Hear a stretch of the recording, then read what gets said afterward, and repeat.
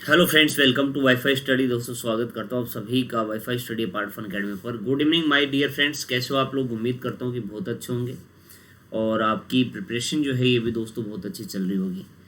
हम चर्चा कर रहे थे हमारे प्राचीन भारत के इतिहास के बारे में मेरे प्यारे मित्रों, और प्राचीन भारत के इतिहास की जानकारी के जो स्रोत आते हैं और उनके बारे में मैंने आपको बताया। देखिएगा दोस्तों, हमने सबसे पहले आपके प्रागैतिहासिक काल की भी बात की थी, जिसके तहत तो आपका पाषाण काल आता है, उसके बारे में मैंने आपको बताया था। और फिर हमने जानकारी के स्रोतों की चर्चा की, जिनमें आपकी जानकारी के स्रोतों में महत्वपूर्ण अभिलेख मैंने आपको बताए। सिक्कों से जो जानकारी प्राप्त होती है सॉरी उसकी चर्चा भी हमने की थी। और फिर दोस्तों मैंने आपको जो आपके यहाँ पर साहित्य आता है, चाहे वो आपका जैन साहित्य हो या फिर आपका ब्राह्मण साहित्य हो या फिर आपके प्राचीन भारत के इतिहास की जानकारी जिससे अपने को प्राप्त होती है वो साहित्य हो, ये सारी चर्चाएं हमने कर ली थी। लेकिन कहीं ना कहीं जानकारी के स्रोत की अगर हम चर्चा करें तो जो विदेशी यात्रियों का जो यात्रा वृतांत आता है या फिर विदेशी यात्रियों के द्वारा भारत के संदर्भ में जो वर्णन किया गया है उसको हम नकार नहीं सकते। वैसे तो मैंने आपको कल कहा था कि हम एक नया टॉपिक आज स्टार्ट करने जा रहे हैं, मतलब हड़प्पा सभ्यता टॉपिक जो है, या इंडस वैली सिविलाइजेशन जिसको आप कहते हो, सिंधु घाटी सभ्यता, वो टॉपिक स्टार्ट करेंगे। लेकिन मेरे प्यारे मित्रों, में एक क्लास और आपके यहाँ पर इसी क्रम में जो क्रम हमारा चल रहा था उसी क्रम में विदेशी यात्रियों के द्वारा जो भारत के बारे में जानकारी मिलती है वो वाला पार्ट भी आपको करवाऊंगा, क्योंकि काफ़ी इम्पोर्टेंट पार्ट ये रहता है और काफ़ी महत्वपूर्ण। कई बार आपसे ग्रंथ जो दोस्तों पूछ लिए जाते हैं। तो आइए एक बार आप लोग सेशन को शेयर ज़रूर कर दीजिएगा, ताकि सभी बच्चे जो आपके यहाँ पर तैयारी कर रहे हैं पुलिस और पटवारी के लिए या फिर किसी भी कंपटीशन एग्ज़ाम के लिए जिसमें आपके इंडियन हिस्ट्री वाला पार्ट आपसे पूछा जाता है, ये आपके लिए काफ़ी इम्पोर्टेंट रहने वाला है पार्ट। तो मेरे प्यारे दोस्तों, हम चर्चा यहाँ पर कर रहे हैं आपके यहाँ पर विदेशी यात्रियों द्वारा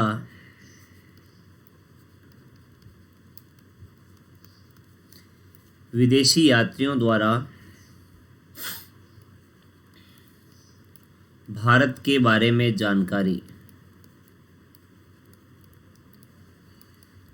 ये सारी जानकारी जो है हमें किन किन साहित्य से प्राप्त होती है, किसके द्वारा लिखा गया, इसके बारे में हम चर्चा यहाँ पर करने वाले हैं। तो माय डियर फ्रेंड्स, बात अगर की जाएगी, इसकी शुरुआत जो है हम सबसे पहले करने वाले हैं यहाँ पर आपके यूनानी लेखकों की रचनाएं हमें चर्चा यहाँ पर करने हैं। अगर बात की जाएगी आपके यहाँ पर स्काईलैक्स का नाम आपने सुना होगा, स्काईलैक्स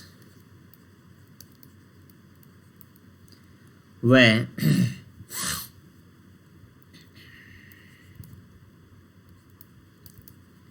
हिकेटियस मिलेट्स की बात अगर हम करेंगे, मिलेट्स, हिकेटियस मिलेट्स, ये दोस्तों आपके जो यात्रा मतलब यात्री हैं, ये दोनों आपके यूनानी लेखक आते हैं, यूनानी लेखक। और मेरे प्यारे दोस्तों, बात अगर की जाएगी आपके यहाँ पर इनकी रचनाओं से भारत की सिंधु घाटी क्षेत्र की जानकारी जो है ये दोस्तों प्राप्त होती है, सिंधु घाटी क्षेत्र की जानकारी। लेकिन कोई खास ज़्यादा महत्वपूर्ण इम्पोर्टेंट नहीं है। आज तक बहुत कम बार ऐसा अपने को देखने को मिला है कि इनके बारे में आपसे एग्जाम में पूछा जाए। तो फिर क्या पूछा जाता है उसके बारे में भी चर्चा हम कर लेते हैं। तो मेरे प्यारे मित्रों, बात आती है आपके एक यात्री आता है, इसका नाम आता है आपके टेशियस। नाम अवश्य सुना होगा, ये काफ़ी इम्पोर्टेंट भी है आपके एग्ज़ाम के दृष्टिकोण से भी अगर हम देखें तो। मेरे प्यारे मित्रों, टेशियस जो है ये आपके ईरानी राजवैद्य था। ये क्या था? ईरानी राजवैद्य था। और क्या इसके द्वारा स्वयं के द्वारा भारत की यात्रा की गई थी?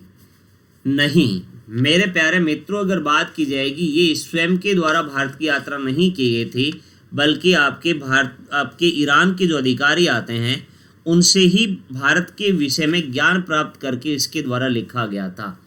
तो इसने भारत के ऊपर दोस्तों आपके इंडिका और फारस के ऊपर दोस्तों एक पुस्तक लिखी है, ये मैं यहाँ पर लिख देता हूँ। भारत पर पुस्तक की अगर हम चर्चा करेंगे आपके यहाँ पर टेशियस के द्वारा कौन सी लिखी गई है, तो इसका नाम आता है आपके इंडिका।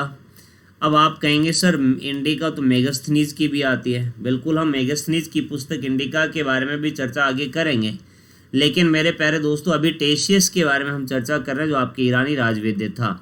और मैंने आपको ये बताया कि यह कभी भारत नहीं आया, यह कभी भारत नहीं आया, परंतु इसने भारत के बारे में ईरानी अधिकारियों से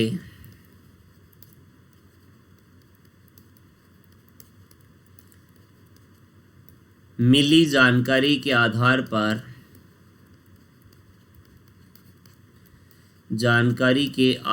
पर लिखा है। किसने लिखा है? मैंने आपको ये बताया दोस्तों, आपके टेशियस की चर्चा हम यहाँ पर कर रहे हैं जो आपका ईरानी राजवैद्य था। और दूसरी इम्पोर्टेंट बात मैंने आपको बताई कि भारत पर दोस्तों पुस्तक भी आती है इसकी इंडिका। और सबसे बड़ी इम्पोर्टेंट महत्वपूर्ण बात यह है कि ये कभी भारत में नहीं आया, लेकिन इसने भारत के बारे में आपके ईरानी अधिकारियों से जो जानकारी इसको प्राप्त होती है उसी के आधार पर इसने लिखने का प्रयास जो है दोस्तों किया है। आगे बढ़ते हैं, बात करते हैं कुछ और महत्वपूर्ण यात्री जो आते हैं, विदेशी यात्री जो आते हैं उनके बारे में। और इसी कड़ी में आते हैं मेरे प्यारे दोस्तों आपके हेरोडोटस। नाम तो अवश्य ही सुना होगा, क्योंकि इतिहास का पिता कहा जाता है हेरोडोटस को। कहा जाता है क्या? बिल्कुल कहा जाता है मेरे प्यारे मित्रों। तो आपके हेरोडोटस जो है ये दोस्तों आपके इनका एक ग्रंथ आता है, अगर आपने कभी सुना होगा इसके बारे में, हिस्टोरिका की अगर बात की जाएगी तो जो आपके 5वीं शताब्दी ईसा पूर्व में भारत का फारस के साथ संबंधों का वर्णन जो है दोस्तों आपके अनुश्रुतियों के आधार पर दोस्तों इसमें किया गया। तो देखिएगा, इतिहास का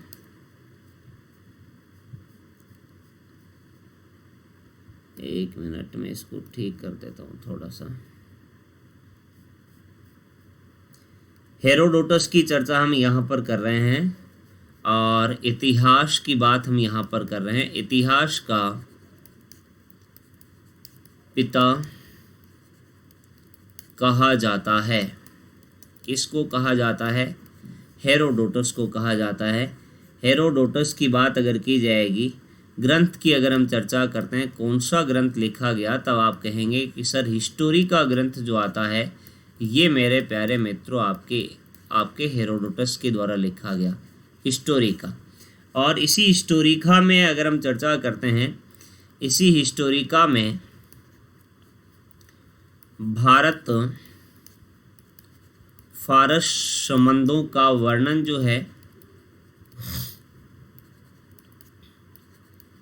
संबंधों का वर्णन अनुश्रुतियों के ऊपर आधारित। अनुश्रुतियों का मतलब लोगों से सुन करके, अनुश्रुतियों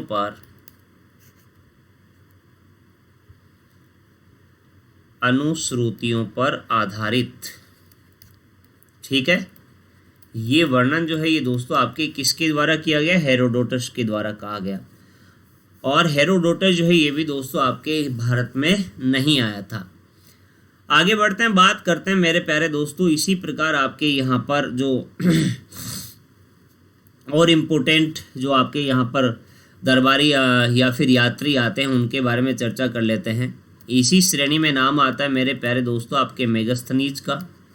बिल्कुल, मेगास्थनीज के बारे में तो आपने अवश्य ही सुना होगा। और मेगास्थनीज काफ़ी इम्पोर्टेंट पुस्तक आती है। मेगास्थनीज की इंडिका की बात अगर की जाएगी तो मेरे प्यारे दोस्तों आपके यहाँ पर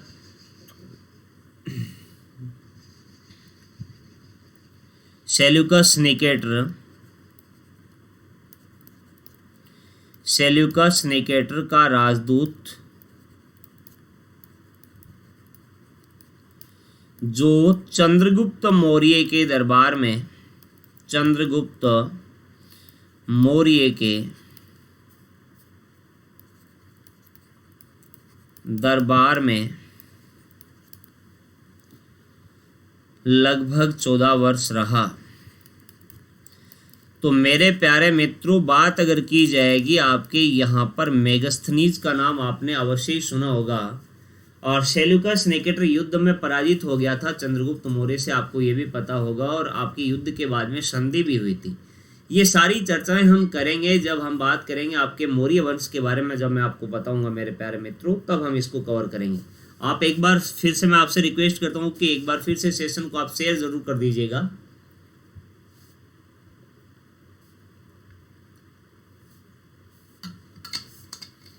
अब देखिएगा, जो मेगास्थनीज की पुस्तक जो आती है उसकी अगर बात की जाएगी तो इसकी पुस्तक का नाम क्या आता है मेरे प्यारे दोस्तों, इसका नाम भी आपके इंडिका आता है। तो पुस्तक अगर आपसे पूछी जाए, ये आपको पता ही होगा, पुस्तक आती है मेरे प्यारे दोस्तों आपके इंडिका। किसकी पुस्तक है? मेगास्थनीज की। आपके यहाँ पर जो है दोस्तों, इसका मूल रूप जो है ये दोस्तों अपने को उल्लेख उसमें मूल रूप में अपने को ये पुस्तक जो है दोस्तों नहीं मिलती है, लेकिन फिर भी जो आपके यूनानी लेखक आते हैं, जैसे स्ट्रेबो की बात करें, प्लिनी की बात करें, प्लूटोर की या जस्टिन की बात करें, आदि की रचनाओं में इंडिका के उदाहरण जो हैं ये दोस्तों अपने को देखने को मिलते हैं, और उसी आधार पर हम मेगास्थनीज की इंडिका के बारे में जानकारी प्राप्त करते हैं।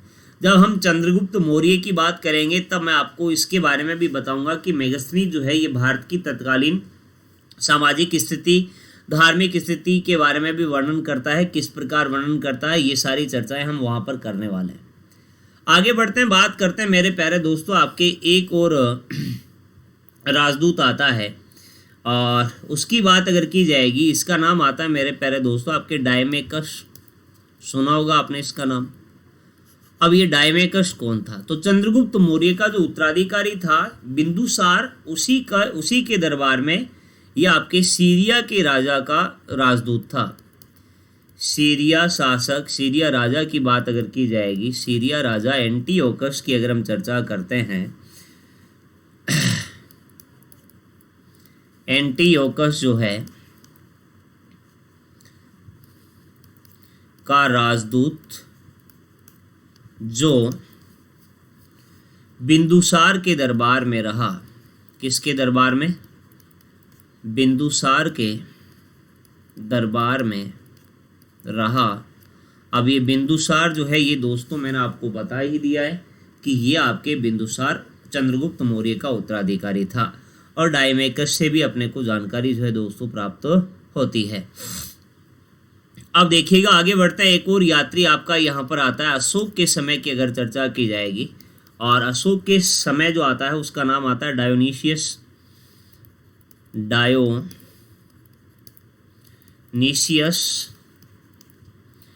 और ये डायोनीशियस जो है ये दोस्तों आपके मिस्र नरेश की बात अगर करेंगे, मिस्र शासक टॉलमी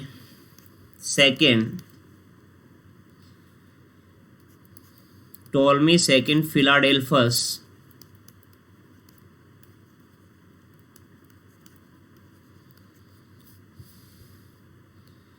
का राजदूत जो अशोक के दरबार में था। सम्राट अशोक का नाम सुना होगा, अशोक के दरबार में था। यही तीन महत्वपूर्ण मौर्य शासक आते हैं आपके, चंद्रगुप्त मौर्य, दूसरा आपका बिंदुसार आता है, और तीसरा जो है दोस्तों आपके अंतिम महान शासक आपके यहाँ पर जो है ये आता है अशोक। फिलाडेल्फस का राजदूत जो आपके अशोक के दरबार में यहाँ पर रहा था, उसकी चर्चा हमने यहाँ पर अभी की है। तो देखिएगा मेरे प्यारे मित्रों, अगर बात की जाएगी आपके यहाँ पर इनके यात्रा वृत्तांत जो आते हैं, उनसे भी अपने को भारत के बारे में जानकारी जो है दोस्तों प्राप्त होती है। आगे बढ़ते हैं, बात करते हैं दोस्तों आपके यहाँ पर और इम्पोर्टेंट इतिहासकार जो आते हैं जिनके यात्रा वृत्तांत की बात अगर की जाएगी, तो मेरे प्यारे दोस्तों एक और इतिहासकार, इसका नाम आपके प्लिनी, काफ़ी इम्पोर्टेंट है।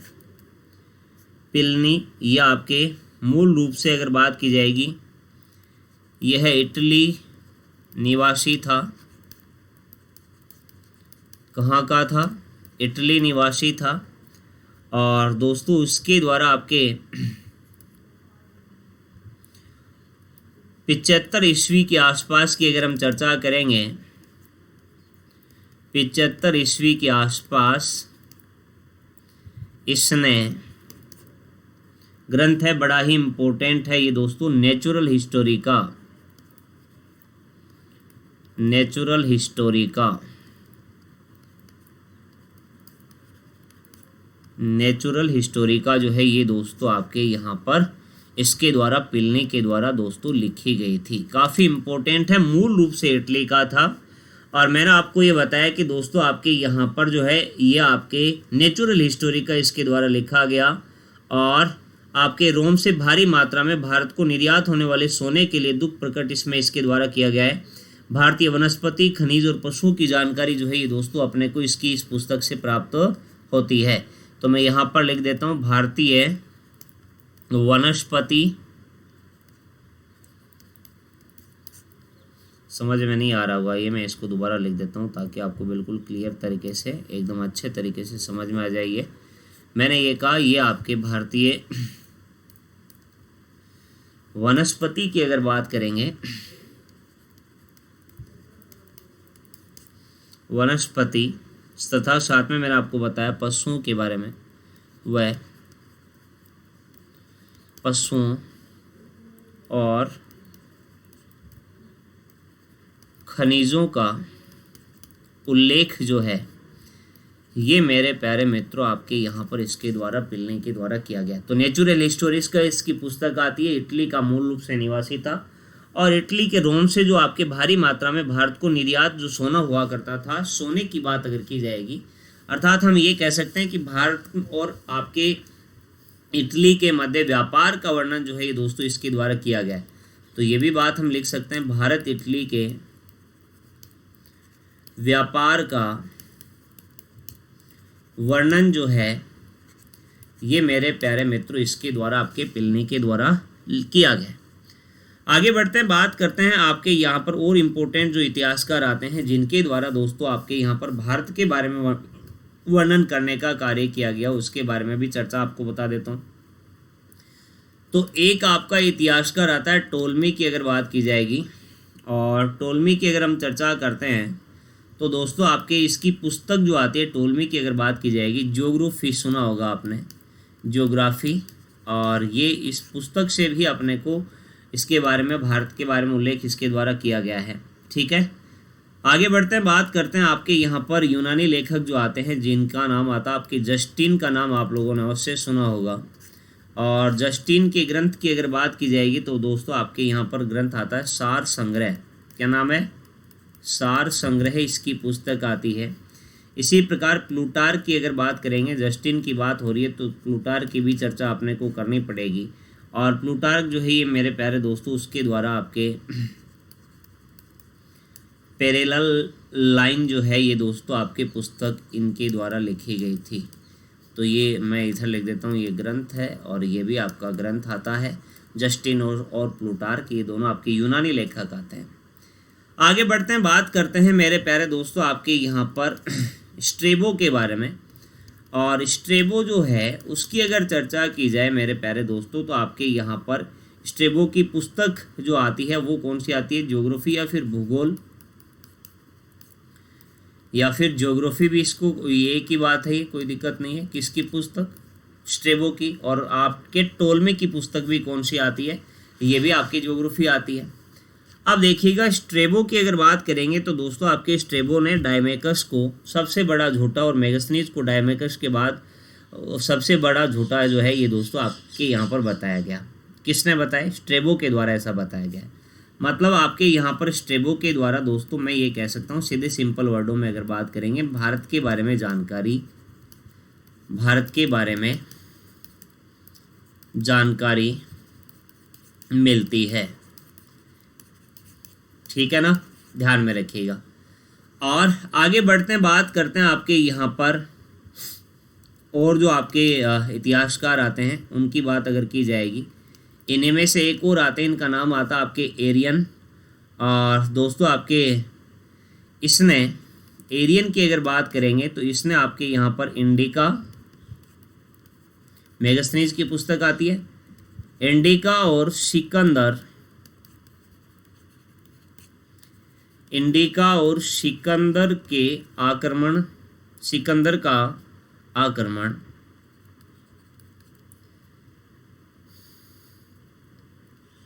आदि 2 ग्रंथ लिखे। किसके द्वारा लिखे गए? मैंने आपको बताया एरियन के द्वारा। और ये आपके जो मेगास्थनीज की पुस्तक आती है इंडिका, उसी के ऊपर ये आधारित आते हैं आपके, जो एरियन के द्वारा लिखे गए हैं। तो इनको आप लोग ध्यान में रखिएगा। इसके अलावा दोस्तों अगर चर्चा की जाएगी, कुछ आपके महत्वपूर्ण चीनी यात्री भी आए होंगे और कुछ अरब यात्री भी आते हैं, उनके बारे में भी मैं आपको बेसिक बातें जो है दोस्तों आपको बता देता हूँ। जैसे चीनी यात्रियों की अगर चर्चा की जाएगी तो मेरे प्यारे दोस्तों आपके यहाँ पर जो है सुमा चीन की बात हम करते हैं। सुमा है ये कहाँ का? चीन का, ठीक है। तो दोस्तों आपके चीन का प्रथम इतिहासकार हम इसको कह सकते हैं, प्रथम इतिहासकार जो है ये आपका सुमा चीन आता है, ठीक है। इस बात को आप लोग ध्यान में रखिएगा। फादर ऑफ चाइना हिस्ट्री हम इसको कह सकते हैं। और दोस्तों आपके यहाँ पर इसके ग्रंथ में भारत के बारे में जानकारी जो है ये दोस्तों अपने को प्राप्त होती है। आगे बढ़ते हैं। मेन इम्पोर्टेंट बात जो आती है, फाहियान का नाम आपने अवश्य सुना होगा। अगर चीनी यात्रियों की बात आती है तो फाहियान बिल्कुल अवश्य आता है। तो मेरे प्यारे दोस्तों ये आपके यह चंद्रगुप्त द्वितीय, चंद्रगुप्त सेकेंड, विक्रमादित्य जो आपका शासक हुआ गुप्त वंश का, विक्रमादित्य के समय भारत आया।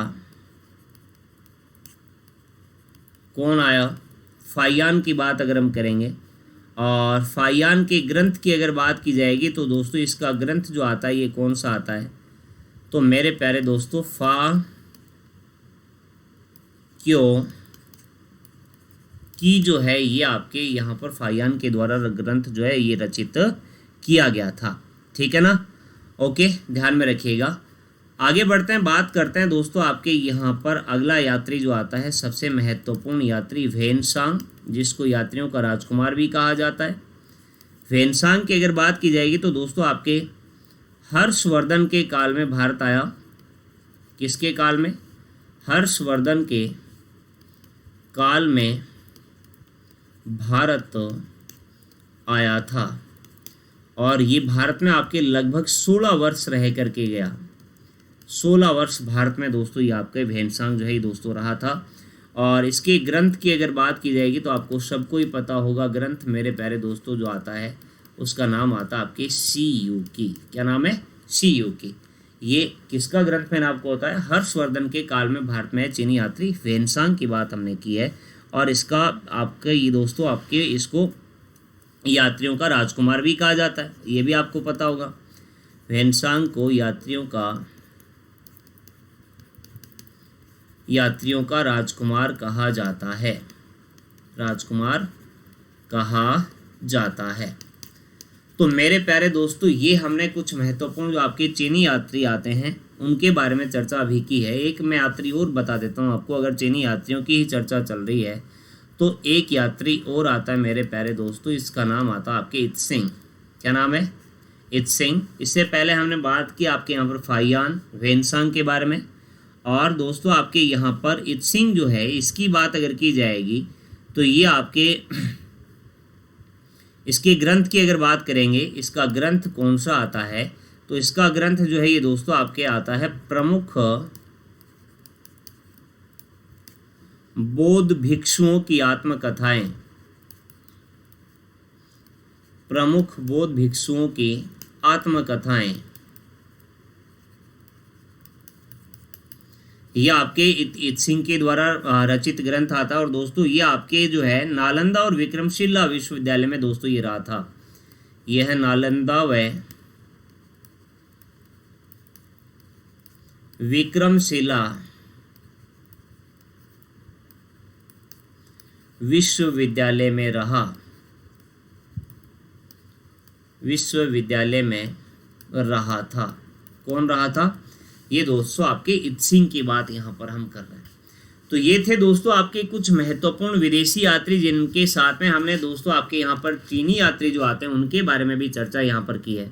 दोस्तों एक बड़ी इंपॉर्टेंट न्यूज़ है आप लोगों के लिए, अगर आप एसएससी की तैयारी कर रहे हैं तो आप धांसू तरीके से तैयारी कैसे करेंगे, इसके लिए आपको लाइव आना है दोस्तों। आपके 3 मई को सुबह 11 बजे की बात अगर की जाएगी अनअकैडमी लर्निंग ऐप पर मेरे प्यारे दोस्तों आपके 12 से लेकर 12 तक 9 से लेकर के 12 तक कोर्स अवेलेबल है, कोर्स ज्वाइन कर सकते हो। साथ में ही अनअकैडमी लर्निंग ऐप पर अगर आप पुलिस और पटवार की तैयारी करना चाहते हैं, फिर टेट की तैयारी करना चाहते हैं या फिर किसी भी कंपटीशन एग्जाम की तैयारी करना चाहते हैं, मेरा रेफरल कोड अप्लाई कर सकते हो। अनअकैडमी लर्निंग ऐप डाउनलोड करना पड़ेगा, आपका कैटेगरी जो है वो सिलेक्ट करना पड़ेगा, उसके बाद में आपको इसका सब्सक्रिप्शन लेना पड़ेगा। जितने महीने का सब्सक्रिप्शन आप लेना चाहते हैं वो आप कल सेलेक्ट कीजिएगा। उसके बाद में आपसे पूछता है एंटर रेफरल कोड। यहाँ पर ये ज़रूरी बात है, ये मेरा रेफरल कोड है PRAVNN प्रवीण 11। ये अप्लाई अवश्य कीजिएगा अगर आप कोर्स ज्वाइन करते हो, और इससे आपको 10% का डिस्काउंट जो है दोस्तों प्राप्त हो जाएगा। ओके दोस्तों, तो ये थी आज की महत्वपूर्ण क्लास। उम्मीद करूँगा कि दोस्तों आपको बहुत अच्छी लगी होगी। इसको आप लोग इस सेशन को शेयर ज़रूर कर दीजिएगा अपने मित्रों के साथ में, ज़्यादा से ज़्यादा इसको शेयर कर दीजिएगा। सेशन अगर अच्छा लगा हो तो लाइक ज़रूर कीजिएगा। बाकी की बात हम अगले सेशन में करेंगे, तब तक आप लोग अपना ख्याल भी रखिएगा, मस्त रहिएगा, हंसते रहिएगा, खेलते रहिएगा, मुस्कुराते रहिएगा और आप यूं ही पढ़ाई करते रहिएगा। Okay, bye bye, take care, thank you so much, thank you.